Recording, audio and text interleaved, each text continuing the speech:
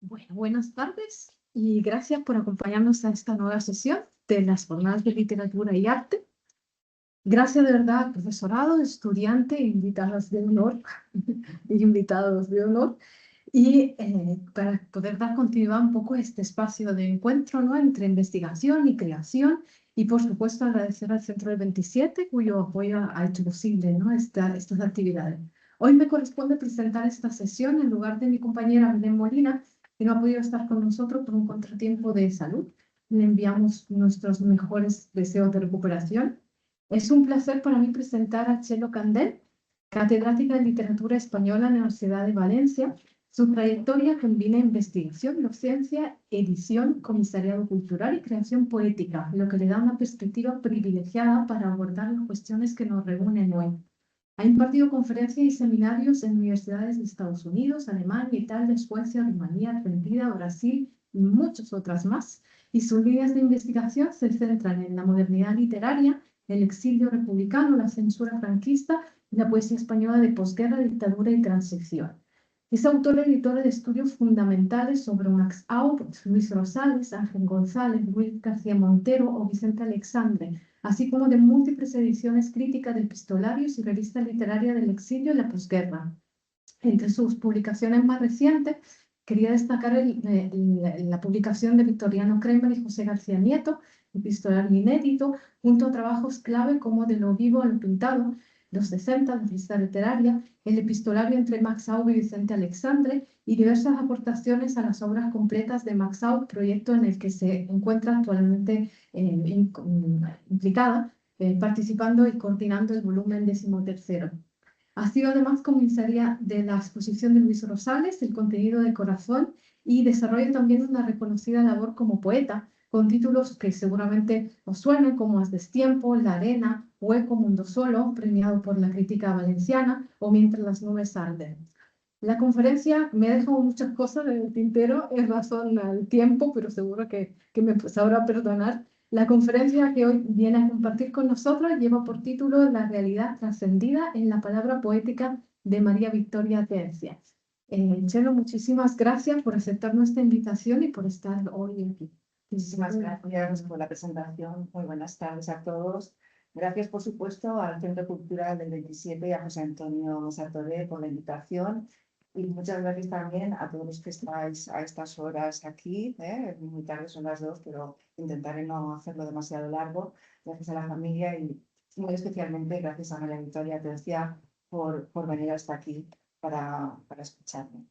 Bien, voy a intentar hablar de los últimos libros de María Victoria Tercia. Yo he publicado algunos trabajos en los que me he centrado más en la última etapa de María Victoria y me gustaría hablar de un aspecto concreto en el que yo encuentro, bueno, pues una de las más importantes vías, ¿no?, de lectura de su poesía, la realidad trascendida. Es un término un poco complejo, pero creo que es muy, muy importante en su trayectoria. María Victoria Tercia definía su concepción poética ya en el año 1990 como un modo de sustitución por correspondencias personalmente halladas, de las que se espera una mayor luz hacia adentro y hacia afuera, y de las que se espera un valor trascendido. La poesía para ella posee y recrea la esencia de la vida.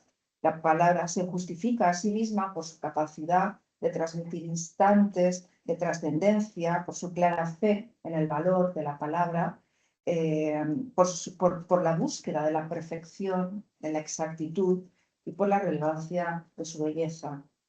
Su poesía parece brotar siempre de manantial sereno. Conocida es aquella expresión, ¿verdad?, con la que Jorge Guillén aludía a una joven María Victoria como a María Victoria Serenísima. Vicente Alexandre y Damaso Alonso ya manifestaron su admiración por ese verso limpio de traspasada pureza, y María Zambrano también apuntaba que era precisamente la perfección sin ambajes el ámbito de toda la poesía de la autora. Una perfección sin duda creada mediante una lenta progresión, como un tapiz bien tejido, en el que cada puntada sirve de armazón para el conjunto global de toda su obra, pero que también pero también para otorgar un significado que multiplica sus efectos estéticos. Yo creo que esa arquitectura se ha ido consolidando con los años y se añaden a ella otras nuevas miradas que otorgan mayor prestancia y profundidad a su lectura. Y en la mayoría de los críticos ha estudiado la poesía de María Victoria y casi todos ellos mantienen un cierto consenso en dividir toda su etapa, toda su vida, toda su trayectoria, perdón, en 4 etapas, 4 grandes etapas. Una primera que alcanzaría hasta 1960 y se caracteriza, como ya apuntó Guillermo Carnero, por ser una poesía cuya característica más evidente es la inmediatez expresiva, la sinceridad directa, la falta de distanciamiento entre el autor y la percepción de los asuntos poéticos.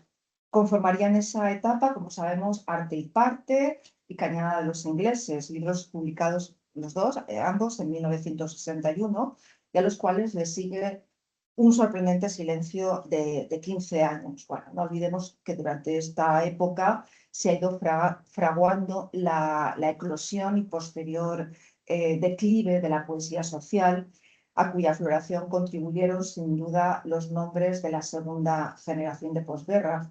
No fue el caso de María Victoria Atencia, como sabemos. Sus primeros libros aparecen en una fecha en la que cronológicamente pertenecían a la generación de medio siglo, pero el hecho de que se publicaran en ediciones restringidas y no venales, sumado a que su estilo literario no encajaba en esa estética predominante en la España de los años 60, obligó a que su nombre se omitiera en algunas nóminas de la generación de posguerra, de la segunda generación de posguerra. Su reaparición, en cambio, fue más contundente en las nóminas de los poetas más culturalistas de la generación siguiente, la de los 70, con los cuales compartía ciertas inquietudes estéticas.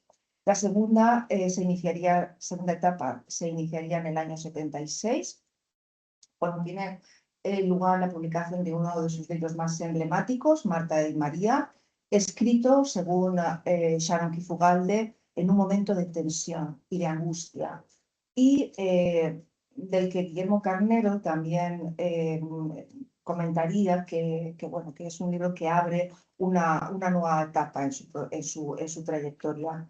Le siguen en esta misma etapa también otros 2 libros, Los sueños y el mundo de M.V.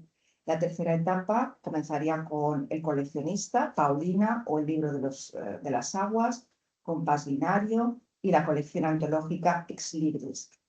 La cuarta, voy a ir rápido, únicamente citando un poco el panorama, de La llama en que arde, del año 88, y La pared contigua, libros en los que el yo autobiográfico, ahora un poquito menos velado y distante, reclama un mayor espacio para sí mismo.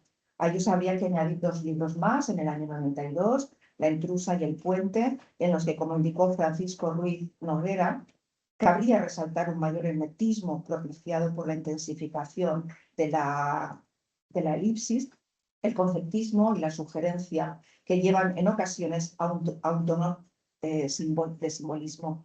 Y también Emilio Miró, de manera muy acertada, había comentado que a partir de La pared contigua y del puente se percibe en la poesía de María Victoria Atencia un ahondamiento progresivamente entrañado en las esencialidades humanas, el arte, la belleza, el amor, el misterio, la religiosidad, la muerte, al tiempo que se acentúa el simbolismo, así como la reflexión y la meditación sobre la propia existencia y la creación poética.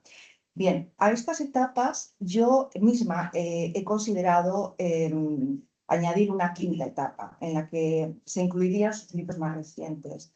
Las Contemplaciones, ese gran libro maravilloso del año 97, con el cual obtuvo el premio Andaluz de la Crítica y el Premio Nacional de la Crítica, A orillas del EMS, Trazas de Nuestra Señora, El hueco, de Pérdidas y Adioses, El umbral y la antología Como las cosas claman. En esta etapa final, mucho menos reseñada quizás por la crítica, quiero centrarme ahora para incidir sobre todo en ese ahondamiento en la espiritualidad, en lo etéreo, en aquello que no resulta evidente, pero que está ahí, ¿no? De pronto, que surge llenando de connotaciones lo real. Bien, evidentemente no puedo dedicarme a explicar cada uno de estos libros, lamentablemente, porque, por ejemplo, A orillas del Ems es un libro que a mí me parece maravilloso y que esa lectura efrástica, ¿no?, que realiza de unas fotografías y cómo ella interpreta a esos personajes que aparecen en las fotografías, como ese diálogo que aparece con ellos, me parece un libro magnífico, e invito a todos los jóvenes que hay en la sala que lo lean y que investiguen en él. Y tampoco puedo basarme en nosotros, pero sí me querría centrar sobre todo en las contemplaciones y en el hueco. Y si tengo tiempo al final, pues podría hacer alguna alusión quizás al umbral y a de pérdidas y a dioses. Bien, para María Victoria la poesía en las contemplaciones es sustancialmente una necesidad metafísica, en el sentido de que la escritura le posibilita la aproximación a la esencia de las cosas y le ayuda a trascender las situaciones cotidianas. No se trata en absoluto de recrear la contemplación de un paisaje o de una realidad dada, sino de ofrecer sobre todo una mirada diferente sobre el mundo, una reflexión honda y compleja sobre la muerte o sobre el inevitable paso del tiempo. La contemplación no es pues la mirada, sino la impresión que queda, ¿no?, de esa realidad que vamos reconstruyendo desde el yo. Esa contemplación esencial sobre los objetos y los recuerdos aporta una atmósfera de misterio tan característica de la poesía de la poeta malagueña. Esa misma mirada es la que hallamos también en el hueco, donde se recogen algunos de los temas y de los símbolos que ya han sido alcanzados previamente en el libro Las Contemplaciones, de manera que, en mi opinión, formarían casi un único libro, como si la autora quisiera prolongar algunas imágenes, darles una nueva vida. Uno de los temas recurrentes en ambos libros es la infancia. Pero no vemos un recuerdo nítido de ese lugar de la inocencia perdida, sino retazos de esa infancia, ¿no? Secuencias, imágenes que aparecen como fogonazos y que revelan una inquietante e incomprensible realidad. Hay un poema que se titula La salamandra, en donde los juegos infantiles se entremezclan con un tiempo de penumbras, ¿no? Era yo muy pequeña en aquel tiempo de zozobra, pero no lo sabía, y mis miedos eran también pequeños, del que quedan algunas imágenes concretas, asociaciones aparentemente inocentes. Es muy interesante porque ese recuerdo infantil que uno recordaría idealizándolo, de repente en la poesía de María Victoria rompe la expectativa del lector y cuando uno espera una imagen final, aparece como esta niña que recuerda simple y llanamente el broche que llevaba en el pecho su tía, por ejemplo, ¿no? Es como un foco casi cinematográfico que se va acercando y de esa infancia recuerda justo ese pequeño detalle. O, por ejemplo, en otro poema magnífico que se titula Marianito, un recuerdo muy sutil lleva consigo una serie de asociaciones de imágenes irracionales, ¿no? Y que ellas, todas esas imágenes que aparentemente no tienen conexión, de repente presagian algo trágico, tal vez una inminente muerte, por ejemplo, un resplandor venido desde dentro de su inocencia trágica y que siguió brillando cuando fue a ensimismarse en los claros del bosque. La infancia no es vista, como digo, como un tiempo idealizado, sino que es recordada a partir de ciertas escenas, imágenes puntuales, portadoras de algún elemento misterioso, inexplicable desde la lógica racional. Yo creo que precisamente este elemento recurrente en la poesía y que tiene mucho que ver, creo, con el extrañamiento, ¿no?, con aquello que Sigmund Freud llamaba lo siniestro, en alemán das Unheimlich, ¿no? Esto que es lo ominoso, lo que no queda claro, me parece un término muy atractivo. Aparecen muchos de los poemas, ¿no?, de este libro y creo que es lo que configura esa magia, ¿no?, en la poesía de María Victoria. Voy a citar algunos poemas, no me da tiempo lamentablemente a leer los versos, pero sí voy a citar los títulos, ¿no? Por ejemplo, en Potestades aparece un ramo en una puerta, un ramo de flores disecadas. ¿Por qué un ramo de flores disecadas en lugar de un ramo de flores frescas? Es como si presagiaran algo oscuro. O, por ejemplo, en un poema que a mí me ha maravillado y que yo lo he explicado en clase continuamente, Cuerpo a Tierra, en el que en medio de los preparativos para un viaje, ¿no? Eligiendo la ropa adecuada, los enseres necesarios, surge de repente una imagen, está cerca al aljibe con sus aguas, nos llega suavemente su oreo. Y es esa presencia, de pronto el ruido, ¿no? De algo, esa presencia extraña la que provoca la certeza de que algo puede cambiar de un momento a otro. Alguien me espera lejos, como una muerte súbita que de pronto se alzase con mi nombre, de pronto. O, por ejemplo, en La vieja casa, ¿no? Donde también se narra con un lenguaje ciertamente realista el regreso a casa de un familiar, se constata el paso del tiempo, el hastío cotidiano, las palomas, y luego en el dormitorio se describe cómo aparece un chal de luto en el respaldo de una silla y en medio de ese espacio, como digo, aparentemente cotidiano y descrito aparentemente con un lenguaje realista, en medio de ese espacio de repente aparece esa presencia misteriosa, esa presencia ominosa, extraña, ¿no? Lo que no es familiar. Sería la traducción literal del término en alemán, lo que no es familiar, que como un presentimiento o una anunciación deja al descubierto una verdad sabida por todos de antemano. Dice el poema, lo estábamos sabiendo, es cierto, de algún modo, y sin embargo nadie me habló de nuestro paso, solo una aguja más de vuelta a su acérico. La maestría de María Victoria Atencia para llenar de trascendencia espacios cotidianos, para escuchar esa palabra esencial que llena cada rincón de la memoria, encuentra, por ejemplo, en el poema Los cristales del humo, un lugar idóneo. En medio de la casa, de nuevo, encontramos varias imágenes irracionales, ensoñaciones. Tiendo mi mano y quiebro los cristales del humo, formas me acosan y olvido inusitadas, desidias por su peso inamovible. Este poema, esto de los cristales del humo, por ejemplo, nos recuerdan también a otro poema titulado la botella de cristal, recogido en el libro El Hueco, ¿no? Donde simplemente el vidrio roto ya presagia, ¿no? Un mensaje catastrófico, alguna desgracia. O, por ejemplo, en otro poema que a mí también me parece sintomático, ¿no? El poema La llamada, donde son precisamente esas formas extrañas las que vuelven desde su adentro, mis configuraciones llaman suavemente a la puerta y aunque apenas las oigo, cortésmente les abro. Es el paso del tiempo, la memoria de esa vida ya vivida, la que regresa de improviso, de una manera casi imperceptible.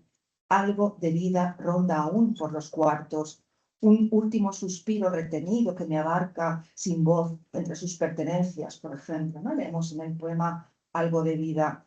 Es la inconsistencia de las imágenes siempre queda asociada a una irremediable nostalgia, ¿no? El pasado, la memoria es muy importante en esta poesía de María Victoria y provoca lógicamente el estudio, ¿no? La mirada sobre el paso del tiempo y, por supuesto, también sobre la levedad del ser que se encuentra envuelto. El valor simbólico, por ejemplo, del vuelo, que aparece también como un elemento repetitivo en estos últimos libros, aparece unido a la armonía personal, a la superación de conflictos internos y queda evidente en varios poemas, como por ejemplo en el poema titulado Monte Celano, ¿no? Donde es patente el deseo de volar, que es otro de los grandes temas, ¿verdad?, de la poesía de María Victoria, y seguir ascendiendo, y para retenerme aquí, asomarme al barranco y proseguir a tientas. El vuelo aparece vinculado simbólicamente, muchas veces incluso a la naturaleza, a ese anhelo de fusión con la naturaleza, y por tanto la poeta recurre a elementos que son simbólicos de ese vuelo, como el pájaro, o más místico, si queremos, el alma, ¿eh? No olvidemos que el vuelo dispone también a los pájaros, simbólicamente, para ser el elemento que une lo terrenal con lo celestial. Y de la misma manera, el pájaro simboliza los estados espirituales del alma. En un grado extremo representa incluso el alma que huye del cuerpo. Esa asociación entre el alma, el vuelo de los pájaros, es evidente, por ejemplo, en el poema Cobijo. Se decanta en vano el claroscuro, entreabiertas las puertas donde partirse el alma, o en el poema El Mirlo.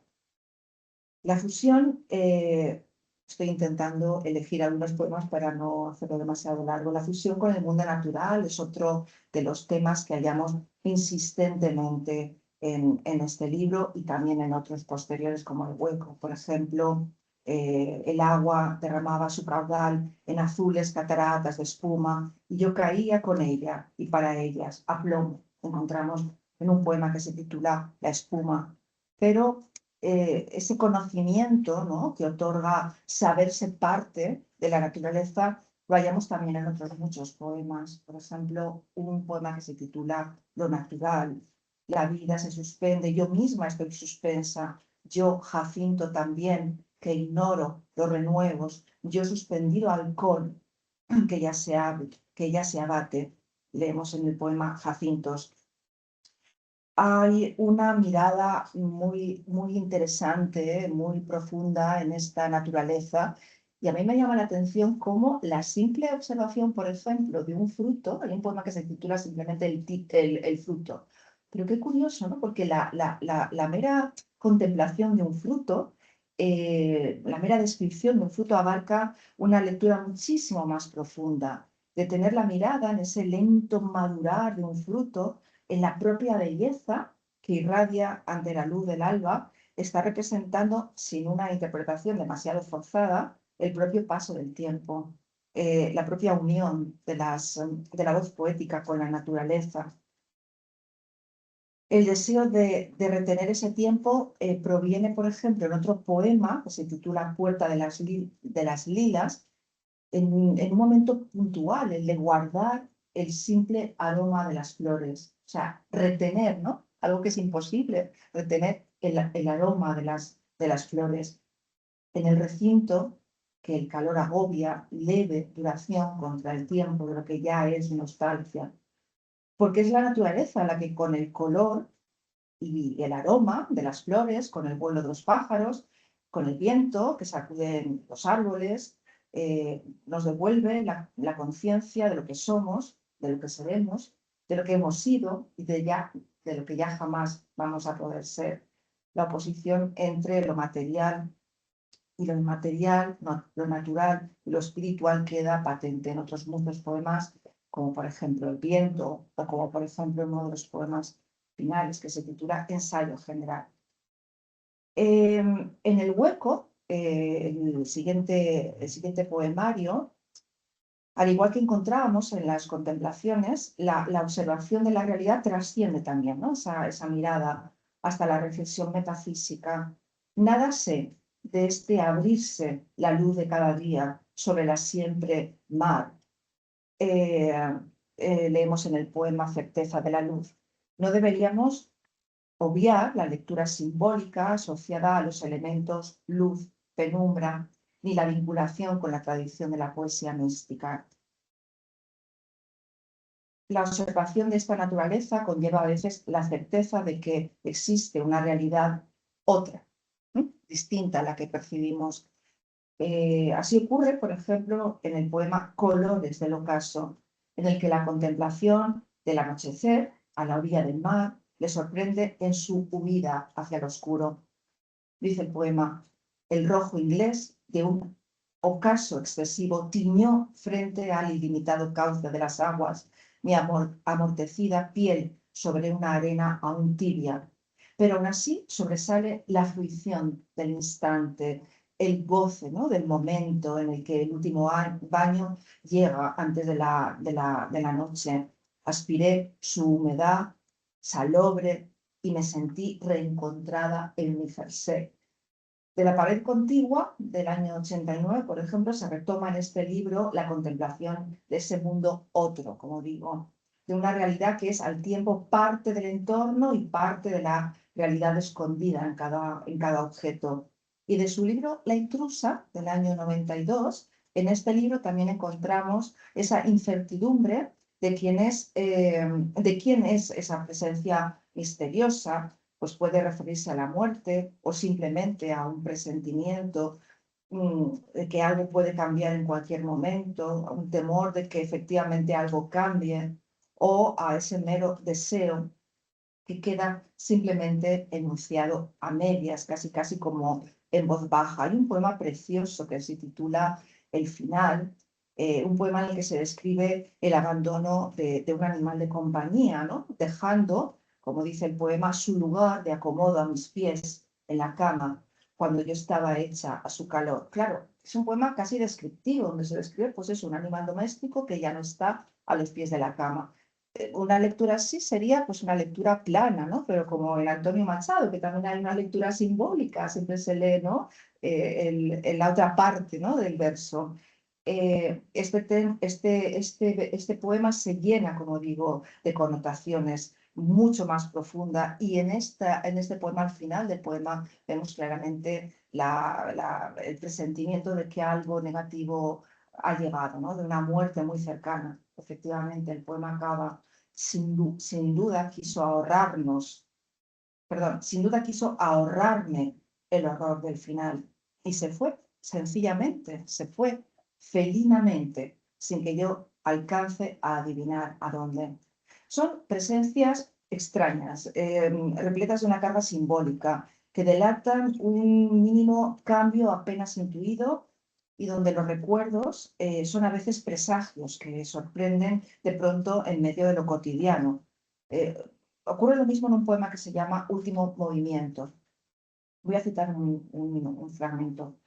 Mi visitante y huésped preferido, perdido por la sala, mientras la piel se me declara transparente y absorbe hasta la última nota que en otro tiempo supe ejecutar.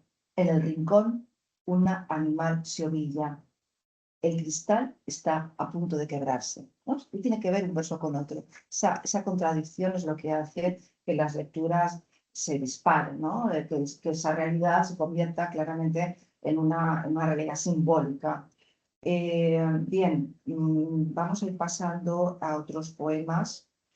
También en este libro, la infancia, como habíamos visto en las contemplaciones, es otro de los temas que aparece recurrentemente. Hay un poema precioso que se titula El triciclo, en el que aparece una niña que juega con un triciclo y de pronto toma clara conciencia, claro, es una ruptura de la expectativa del lector, ¿no? Porque tú estás leyendo lo que está ocurriendo con una niña, está jugando con su triciclo. Sin embargo, hay algo, ¿no? Que rompe esa conciencia, que deja clara constancia de que ahí pasa algo, de que ha llegado el final de su niñez. Mi verano de niña se agotaba igualmente en sus giros, ¿no? Es ese tipo de versos que dices, uy, rompe totalmente con lo que tú estabas leyendo e incluso imaginando. De nuevo hay un elemento disonante que es el que provoca esa certeza, en este caso un hombre, una sombra acaso apenas entrevista, que pasó con su carro y solo entonces tuve clara percepción de mis limitaciones y de mi desconsuelo.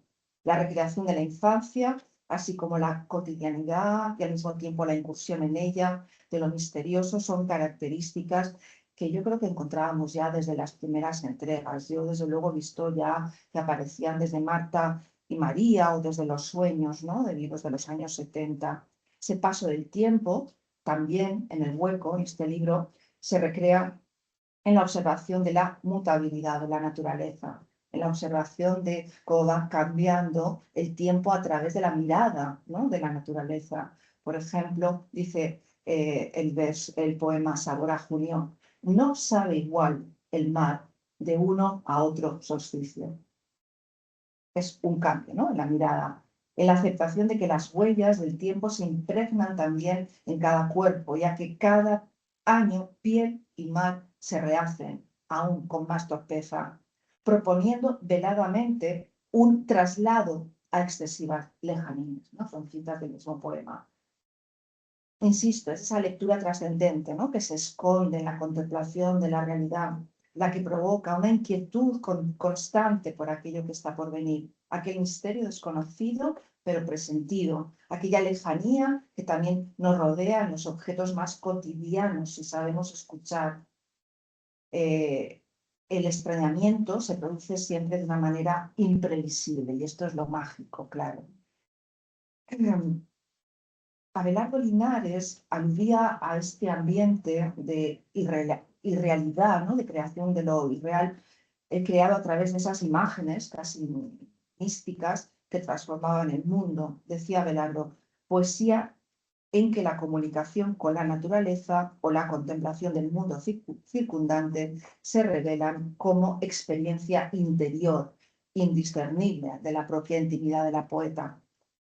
Claro que en el hueco hay también, porque a ver, cuando uno hace una lectura de un libro tiene que ser objetivo y por supuesto que en el hueco también hay muchos poemas, ¿no? Hay ciertos poemas en los que resuenan, ¿no? Resonancias, pues eso, culturalistas, ¿no? La Bella y la Bestia, La novia, El órgano restaurado, Tornaboda en San Margaret, Aguja, bueno, hay varios poemas, ¿no? En este libro que por supuesto rescatan algunos de los temas presentes en etapas anteriores.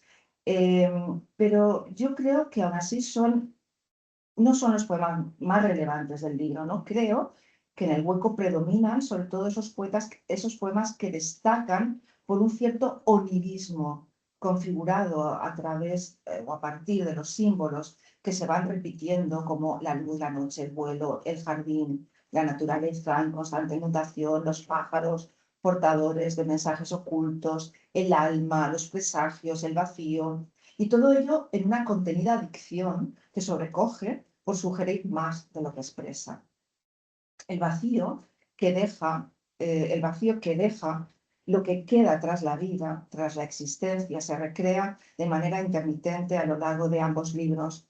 Y aunque en su interpretación simbólica el hueco posee una lectura negativa, de muerte, de tiempo pasado, de lo inconsistente en algunos casos, como el poema La apuesta, también creo que la fe es posible, ¿no? En lo virtual, es virtualmente posible.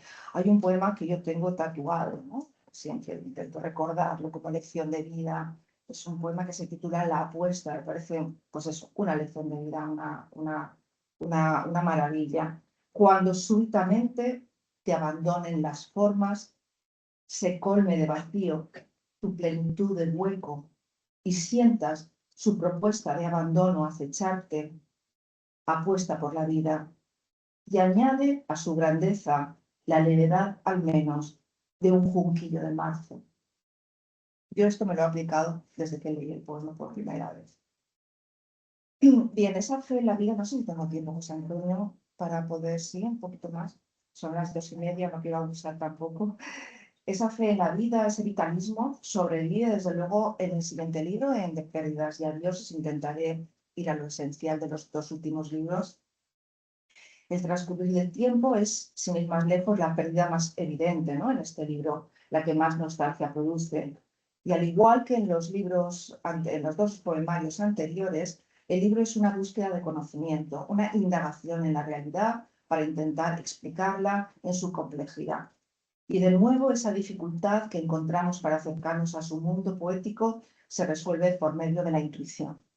Adentrarse en la poesía de Atencias, atender a un universo cerrado, repleto de significaciones que se repiten como en un eco, un mundo que encuentra en su propia circularidad, su ritmo interno, su propia musicalidad.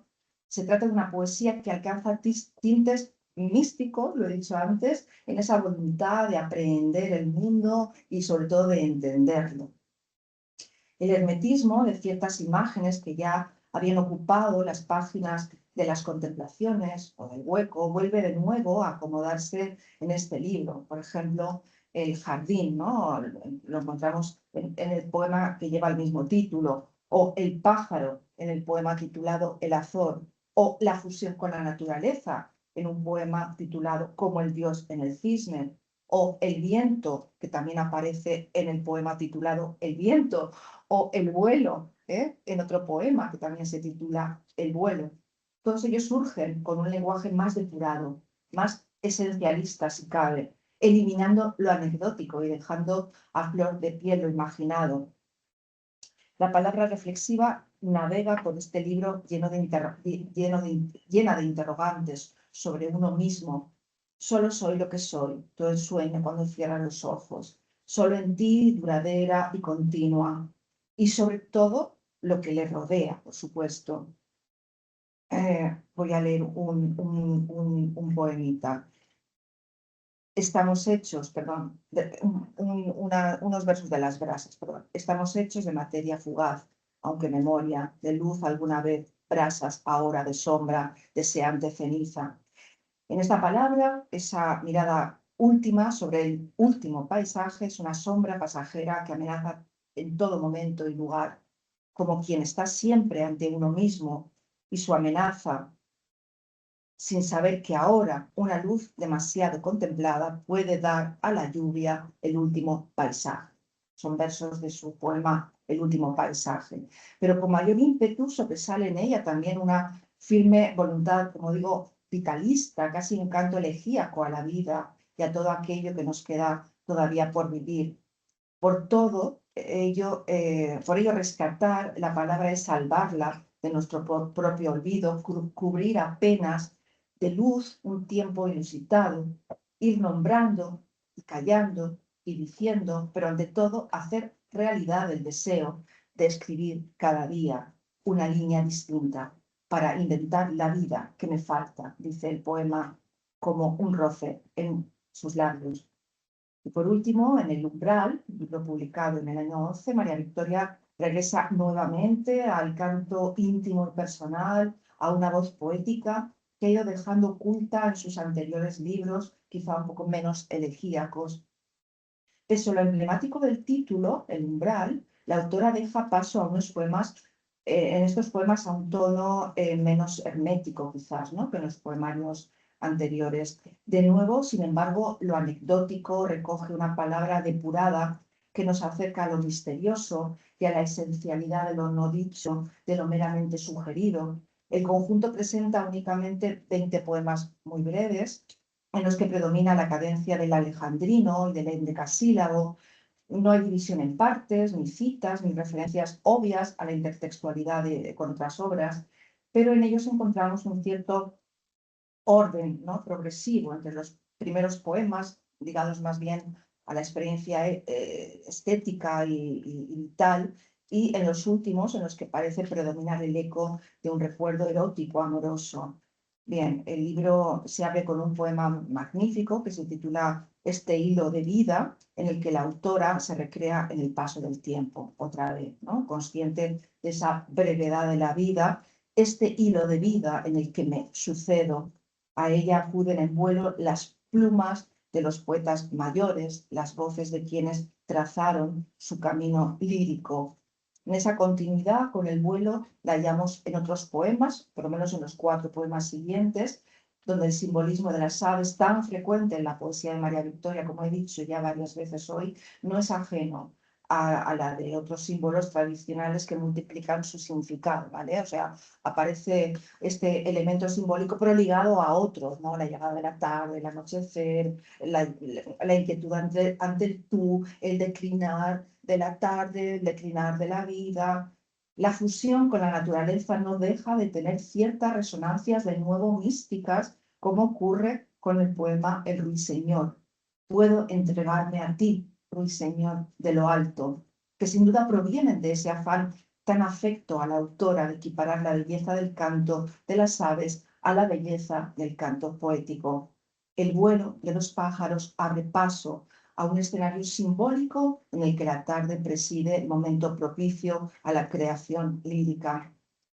Cuando alcen los vencejos cenital su desorden y la tarde se ponga de tan insoportablemente bella el color de la lluvia, dale a la desmemoria su espacio suficiente y olvida el descanso de ti, y olvídate de ti, y olvídame, y ve con ellos, vete con la tarde. quiero ir acabando. En el ecuador del libro vemos un cambio de registro en los últimos 10 poemas o acaso una reflexión menos existencial, más intimista quizás, centrada sobre todo en la ausencia. Lo encontramos así en varios poemas. También en el sueño, en el deseo, en la constatación de la inminente pérdida y con ella en la capacidad imaginativa de inventar una y otra vez la realidad, de recrearla de nuevo en un espacio irreal. María Zambrano ya había señalado, voy acabando, a raíz de los trances de Nuestra Señora, que la perfección era el ámbito de la poesía de María Victoria Atencia. Se refería a ella, a la perfección en el instante, en el trance que es el ahora, y también al carácter desvelador que tiene en ella la luz.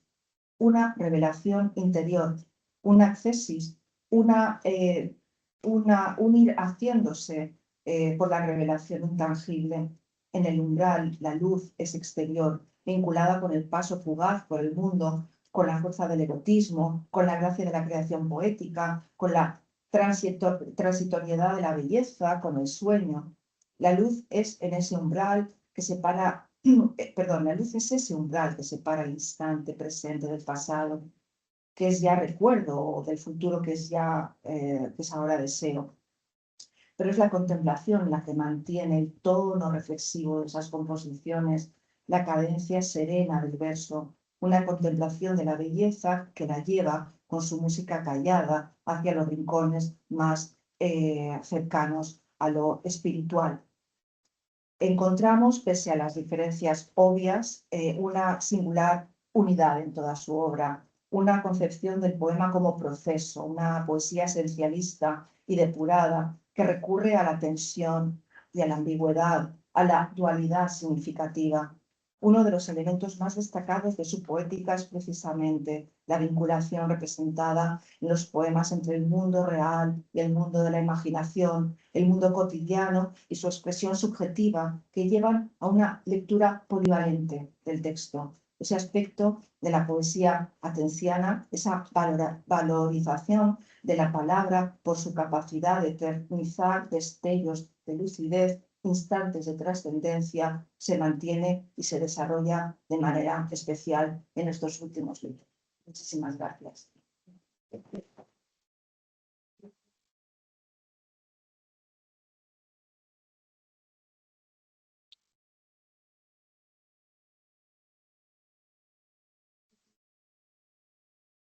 Este análisis, este transportarnos a otro ritmo, a otro sentir, a otro, absolutamente agradecidos por tus palabras. No sé si tenéis alguna pregunta, antes en el público, algo que queréis aclarar, profundizar.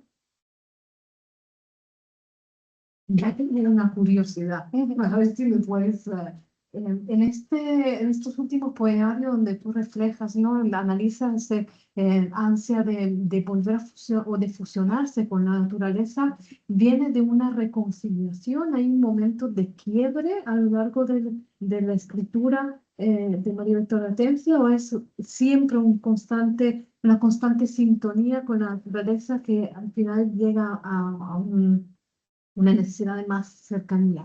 Es difícil responder teniendo delante del autor, la verdad, pero yo creo que es una constante en su obra. Solo que en estos últimos libros a mí me llama muchísimo la atención cómo esa contemplación de la naturaleza hace que esa misma naturaleza se fusione con el yo o el yo con esa naturaleza. De manera especial se ve en estos últimos libros, creo. Que surge más, emerge más, pero está siempre presente. Por eso digo que yo creo que hay una evolución, ¿no? Y obviamente cada una de estas etapas que yo he señalado al principio tienen su propia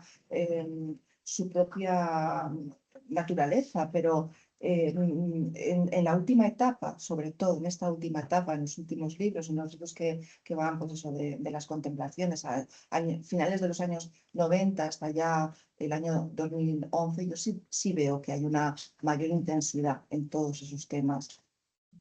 Genial, pues sí, me llamaba la atención. Sí, y lo otro, tal vez para los estudiantes que están aquí, si, ¿cuál es esa, qué les dirías tú que has trabajado la poesía, las palabras explicadas en clase? ¿Cuál sería el mensaje que podrías darles a ellos A con ver, respecto a... yo cuando, sí, perdón, sí, yo cuando hablo con mis estudiantes, yo también coordino el aula de poesía de la Universidad de Valencia, invitamos a poetas, hablo mucho con los estudiantes de poesía y veo que a veces hay una cierta dificultad para entrar en la poesía, ¿vale? Sé que muchos estudiantes además me lo dicen, Chelo, es que yo no entiendo la poesía, no sé acercarme a ella, para mí es muy difícil, es mejor o más fácil para mí leer un libro de poesía, perdón, una novela que un libro de poesía. Y yo siempre digo lo mismo. La poesía requiere un poquito más de tiempo, requiere concentración, requiere una relectura. Tú no puedes leer un libro de poesía como lees una novela de un tirón. Tienes que leer un poema, tienes que releer el mismo poema 2 veces como mínimo, entender la esencia de ese poema. Y la poesía de María Victoria es una poesía que requiere un esfuerzo por parte del lector. No es una poesía fácil, ¿eh? No es una poesía totalmente transparente, pero si alcanzáis esa mirada simbólica, si sabéis traspasar esa mirada realista, llegar a ese más allá, esa lectura simbolista, yo creo que no vais a dejar de leer ese tipo de poesía. O sea, yo os animo, tenéis aquí a la autora, yo os animo a leer la poesía de María Victoria, a releer, a comprar, la tenéis a escribirme para lo que necesitéis. Os animo a leer este tipo de poesía que al principio yo entiendo que sobre todo leyendo una conferencia puede resultar un poquito más complicada, ¿verdad? ¿No? El oído nos ha hecho a veces a los versos, ¿no? Tan complejos, pero de verdad no dejéis de leer ese tipo de poesía. Es bueno, no sé, mi recomendación, si puedo recomendar algo. Te lo agradecemos muchísimo, hace mucha falta. Sí, Si no hay más preguntas, te agradecemos muchísimo por esta a charla tan vosotros. iluminadora. Creo que más de uno vamos a salir animados aquí para ir a leer y romper un poco con estos ritmos tan acelerados y centrarnos y Es disfrutar necesario. de estas buenas obras poéticas.